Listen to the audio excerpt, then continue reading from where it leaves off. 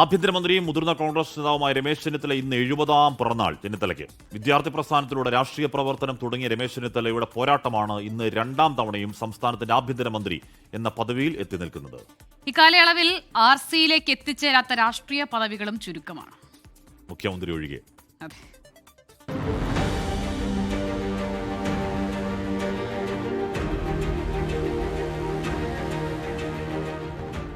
രമേശ് ചെന്നിത്തലയുടെ പ്രിയപ്പെട്ടവരുടെ RCയുടെ രാഷ്ട്രീയ യാത്ര ആരംഭിക്കുന്നത് സ്കൂൾ കാലഘട്ടത്തിലാണ്. മാവേലിക്കരയിൽ KC യൂണിറ്റ് പ്രസിഡന്റായാണ് രാഷ്ട്രീയ നേതൃത്വങ്ങളിലേക്കുള്ള യാത്രയുടെ തുടക്കം. 1982 കോൺഗ്രസിന്റെ ദേശീയ വിദ്യാർത്ഥി സംഘടനയായ NSUയുടെ അധ്യക്ഷനായി. അതേ വർഷം തന്നെ 1982 ഹരിപ്പാട് നിയോജക മണ്ഡലത്തിൽ നിന്ന് MLA ആയി തിരഞ്ഞെടുക്കപ്പെട്ട അദ്ദേഹം 28ാം വയസ്സിൽ K. കരുണാകരൻ മന്ത്രിസഭയിൽ സംസ്ഥാനത്തെ ഏറ്റവും പ്രായം കുറഞ്ഞ മന്ത്രിയായി. തുടർന്ന് പാർലമെന്ററി രാഷ്ട്രീയത്തിലേക്ക് അദ്ദേഹം ശ്രദ്ധ തിരിച്ചു. 1989, 1991, 96 വരെയുള്ള കാലഘട്ടത്തിൽ കോട്ടയം മണ്ഡലത്തിൽ നിന്ന് ലോക്സഭയിലേക്ക് വിജയിച്ചു കയറി. ഇതിനിടയിൽ 1990കളിൽ അദ്ദേഹം ഇന്ത്യൻ യൂത്ത് കോൺഗ്രസിന്റെ ദേശീയ അധ്യക്ഷനായും പ്രവർത്തിച്ചു. 1999 മാവേലിക്കര മണ്ഡലത്തിലേക്ക് മാറിയ ചെന്നിത്തല വീണ്ടും ലോക്സഭയിലേക്കെത്തി. 2002 അഖിലേന്ത്യാ കോൺഗ്രസ് കമ്മിറ്റിയുടെ സെക്രട്ടറിയായും 2004 കോൺഗ്രസിന്റെ ഏറ്റവും നിർണായക തീരുമാനമെടുക്കുന്ന സമിതിയായ കോൺഗ്രസ് വർക്കിംഗ് കമ്മിറ്റിയിലും അദ്ദേഹം അംഗമായി.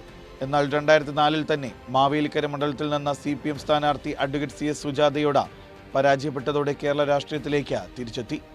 2005 മുതൽ 2014 വരെയുള്ള നീണ്ട 9 വർഷം കേരള പ്രദേശ് കോൺഗ്രസ് കമ്മിറ്റിയുടെ പ്രസിഡന്റായി അദ്ദേഹം സേവനമനുഷ്ഠിച്ചു. കോൺഗ്രസ് പാർട്ടിയുടെ താഴെത്തട്ടിൽ ശക്തിപ്പെടുത്താൻ വലിയ പങ്കാണ് ചെന്നിത്തല വഹിച്ചത്.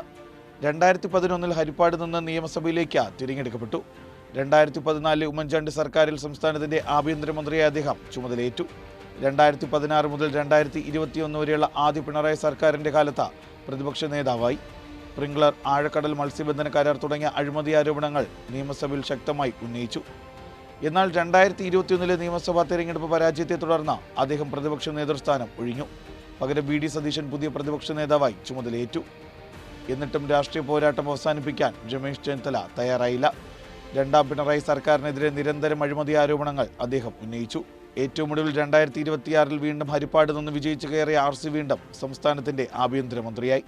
രമേശ് ചെന്നിത്തല എന്ന രാഷ്ട്രീയ നേതാവിന്റെ സന്ധിയില്ലാത്ത പോരാട്ടങ്ങളുടെ തുടർച്ചയാണ് ലഹരിക്കെതിരെയുള്ള ഓപ്പറേഷൻ തൂഫാൻ. ജിബിൻ JB, 24 തിരുവനന്തപുരം.